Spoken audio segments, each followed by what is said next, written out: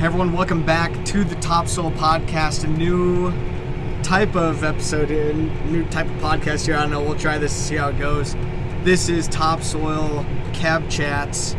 First go at this, basically first day of planting here for 2018.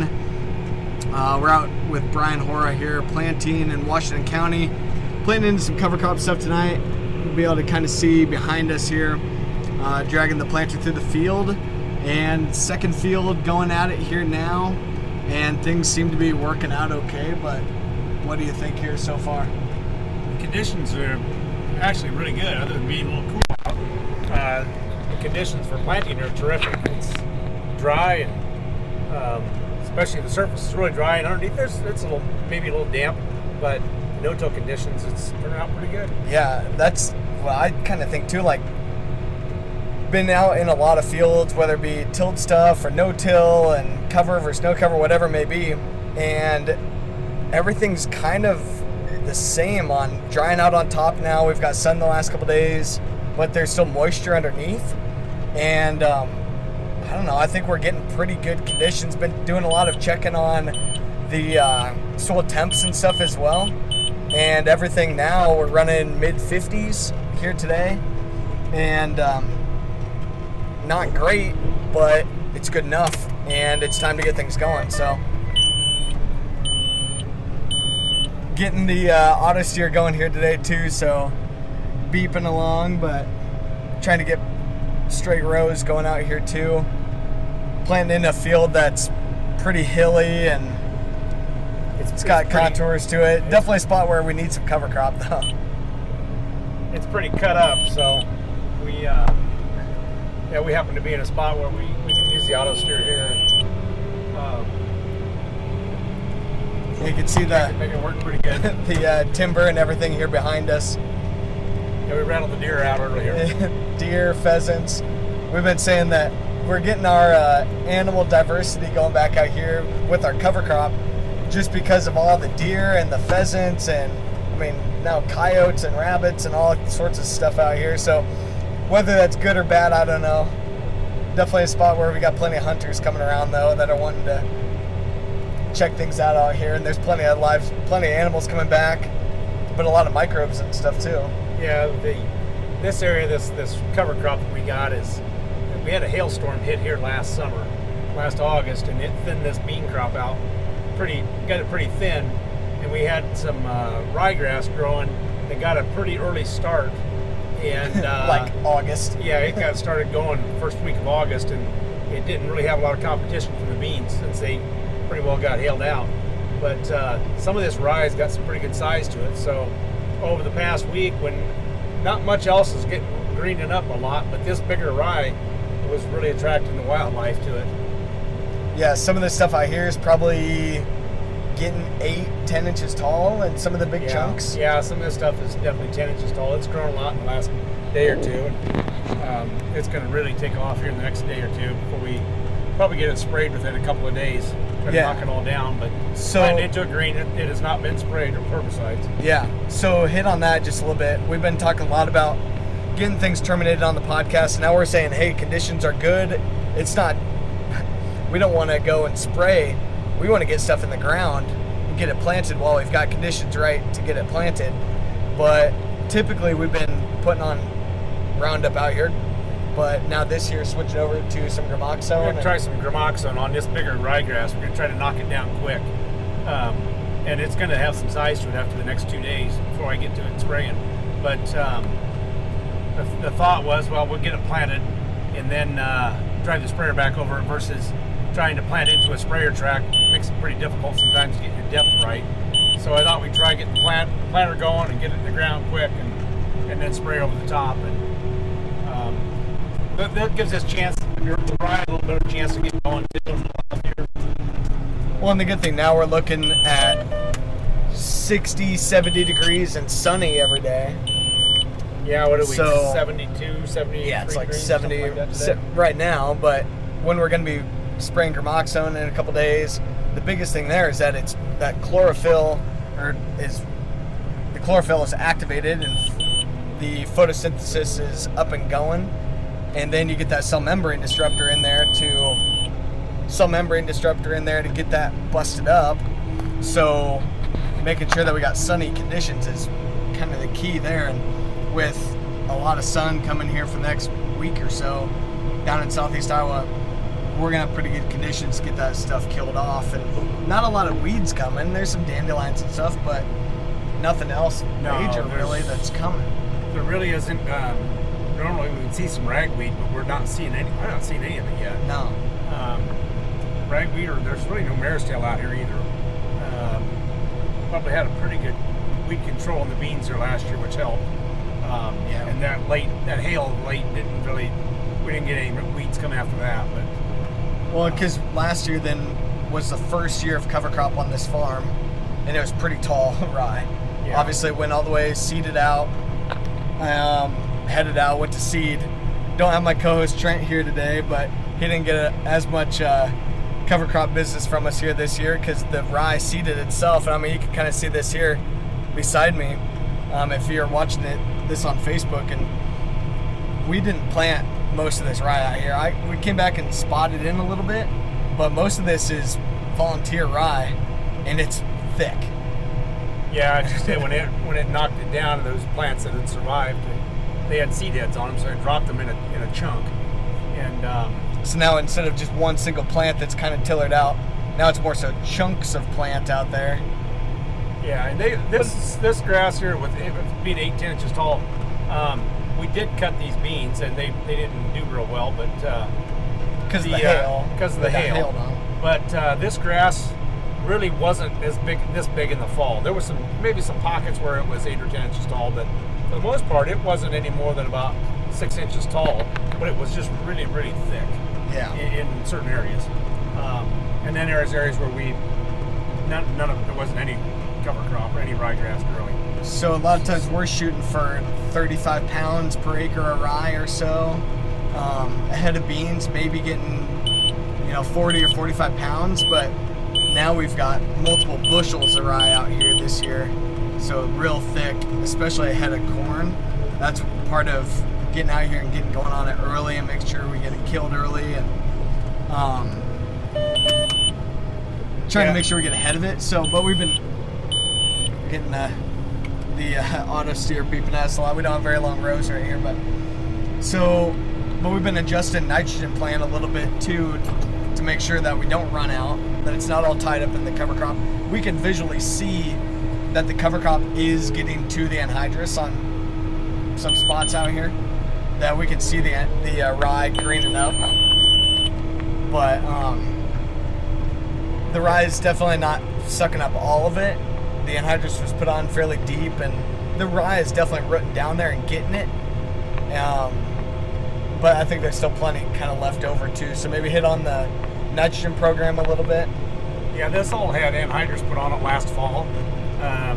So we're kind of strip tilling right now. It's hard to see the strips. I mean, we can see them for sure, but it's hard to kind of keep into them. Yeah, it's towards latter half of November. I don't remember the date exactly. 20th or later in November when we put the anhydrous on, and we did that on all of this. Kind of did on all the acres, but especially into this ryegrass.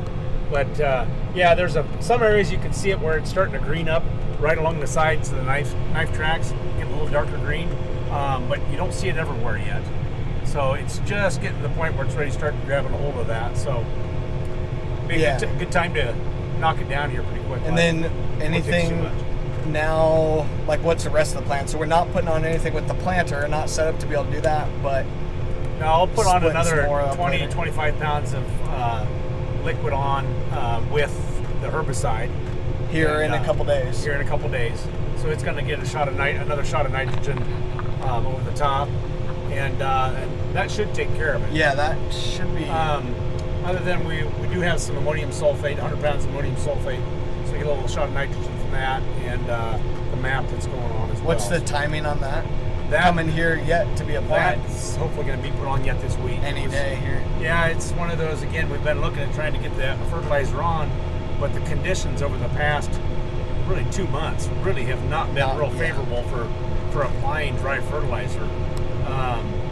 The days where it's been cold enough, we've had a pretty good snow cover, and when we didn't have the snow cover, we were wet. This right now is definitely the driest conditions we've seen in several months to do anything. Well, and that's why now everyone is planting today. Everybody is moving. All the tractors are out moving. There's anhydrous going on. There's guys spraying. A lot of tillage being done, and a lot of guys planting here too. It's like, instead of having kind of everyone easing into it and a couple guys get started early, then everyone else kind of starting later, now it's like everyone going at once. There's a little bit planted early, but nothing really substantial, at least down in this area. So now today is everyone's going all at once, no matter what your tillage practices are or anything. Today's the day. Today is definitely the start of the spring here. Well, it's not. It's kind of what everybody was dreading, that it would all break loose all at once. Like the co-ops and stuff are that's what they're definitely behind and everything too. But we're trying to do it all in a couple days instead of a couple of weeks. Yeah, and we not that we went to 80 degrees. I mean, it's not what you would call perfect planting conditions, but really with the forecast, it's pretty good. Oh yeah, pretty good window. If we're going to here. stay in the 60s and low 70s off and on throughout this week, whatever the days are, that's not bad for this time of year, especially for prolonged temperatures like this. Yeah. If it was a day or two, then it'd be a little shaky planting maybe, but we got prolonged temperatures going to stay warm. So yeah, it's not like we got a 40 degree rain coming at us here anytime soon. No, definitely, yeah. Looking good. I think so. Tying that into getting the seed into the ground, that it's not excellent planting conditions, but pretty good. But talk about planter setup a little bit. This has all the precision planting bells and whistles, but hit on that a little bit as far as down pressure and trash rippers and all that kind of stuff, and getting a decent seed bed here, even into big rye. In these conditions, actually, the ground is really pretty loose, so with the delta downforce on this planter, I'm running it on the light rate. Actually, it's on the standard rate right now, if I remember right. Running about roughly 100 pounds of down pressure is all. I tried it lighter earlier, and it was I was losing ground contact a little bit too much, so I've kind of settled in here at about 100 pounds of down pressure, and got clean sweep trash whippers, and we actually have a little bit of lift on them right now to keep the pressure off them, to keep them from throwing too much dirt. So they're just they're turning all the time, but they're really not. We're trying to keep them from digging very much. Try to see, for those of you watching, if we can get a little bit of this down here and you can kind of see what's going on. But had that set up now, it's been working pretty slick. Yeah, what we've been seeing is this corn, it's going in there about 1 3/4 inches right now. And we were kind of looking at some of the clay hillsides. We had some issues, maybe a little bit of issue with a little bit of the furrow maybe not closed as tight as you would like it on some of the really tight clay. But everywhere else it's really looking pretty good. And with this root mass growing, we kind of think that these roots are going to maybe break some of this stuff up a little bit for us yet in the next couple of days. Yeah, they're going to continue to try to grow anyway. Because that's what we were kind of talking about earlier, that we're essentially just cutting a slice through all the root mass that's here. That's why we typically want to plant quite this heavy, and it's definitely not road or anything. It's basically like you dumped on just a ton of rye out here. So it's just kind of a jumbled mess everywhere. And but we're basically just cutting through it, putting the seed down in there, getting it covered back up a little bit, but letting that rye continue to grow. And I think it'll kind of close itself back up a little bit. It's going to expand with the heat. It's going to be contracting back down. We've got cold temperatures coming at night, and there's a heck of a lot of earthworms moving out here as well. And for a field that it's only this field's second year cover crop, like we said, and the structure that we've seen get turned around out here is something that the literature and the research shows that you shouldn't be getting changes like this for like 5-10 years. and we're seeing it in a year and a half. With Well, it certainly didn't hurt to have all this extra rye. Yeah, we got growing. a lot. It's And it's, we've got cover crop that's been actively growing really since early August. It's kind of odd for that to happen, but it's just the way it is. And this particular field, it's probably going to do it a lot of good.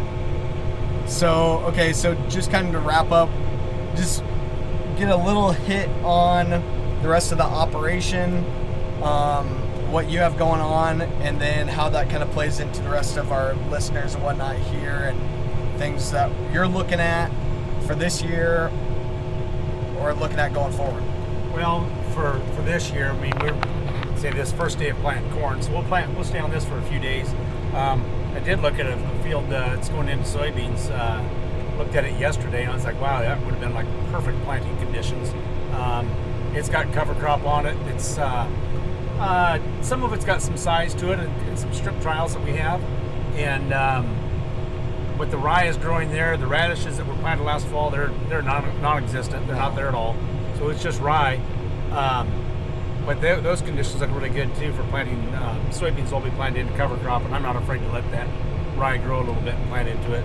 And it's pretty good size, even for being drilled in the fall. It was okay. Yeah, with the way the conditions were last fall after harvest, it seemed like every time we turned around, we were getting rain or light rain and just damp conditions. So the opportunities to plant cover crops weren't real good last fall. We kind of fought it throughout the entire fall. So try to keep on that, and we got some trials, a couple trials we're still trying to work with here, getting set up. Not certain what all those will end up being actually yet, but we're working at them. Nitrogen stabilizers. We just went through a strip here where we got a nitrogen stabilizer test strip in here. This all had Nutrisphere put on it last fall. With the anhydrous. With the anhydrous. So we're testing that out.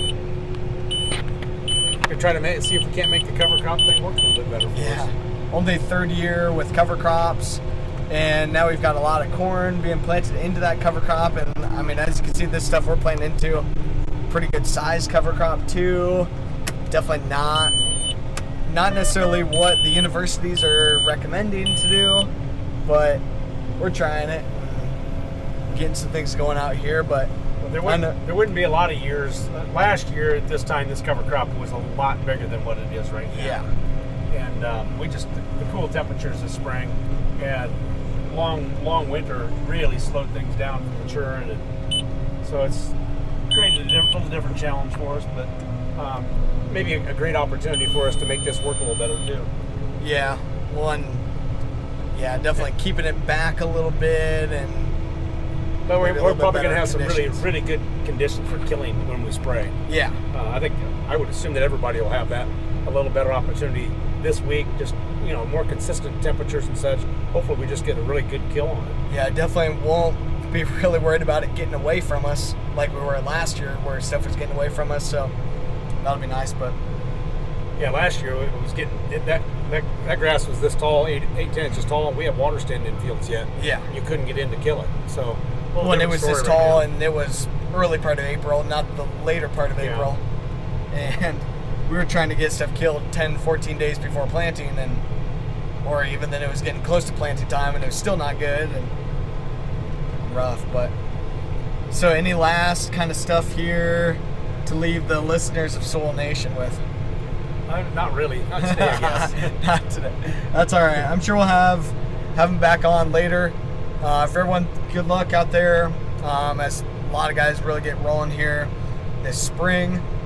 And we'll have a lot more updates kind of be passed along. Let us know what you thought of this kind of an episode. Hopefully it worked out okay. And this is about the only chance to get any guests in. Everyone's out running. So same with Trent and myself. We thank you for listening also. And we're keeping busy too. So hopefully Trent's out throwing bags today. Trent's and definitely getting his exercise in. Yeah, Trent's doing a lot of lifting. If you see Trent, he's probably too busy for a beer, but definitely needs one here when he gets a rainy day. So other than that, though, thanks for listening. We'll see you next time.